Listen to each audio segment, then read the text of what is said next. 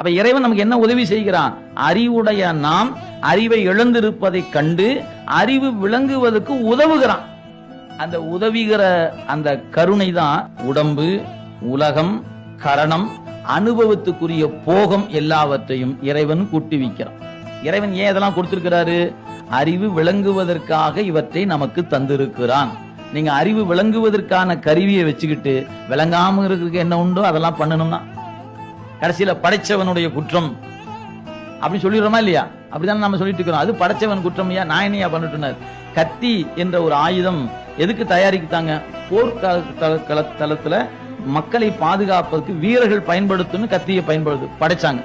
நாம என்ன பண்ணோம்? கத்தி வாங்கிட்டு நமக்கு தெரிஞ்ச வேண்டாம் அதெல்லாம் போட்டு தள்ளும்னா அது கத்தி பயன்படுத்த படைச்சு கொடுத்த குற்றமா என்ன? அது பாதுகாப்புக்காக படைக்கப்பட்ட கருவி, போட்டு தள்ளுறதுக்காக படைக்கப்பட்ட கருவி அல்லவே. ஒவ்வொன்றும் படைக்கப்படுவது நோக்கம் உயர்ந்த நோக்கத்துக்காக.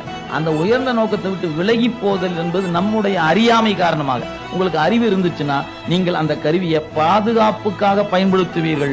அறிவு விளங்காம இருந்துச்சுன்னா நாம அதை போட்டு தள்ளுறதுக்காக பயன்படுத்தும். நம்ம எந்த இடத்துல இருக்கிறோங்கிறது நமக்கு தான் தெரியும்.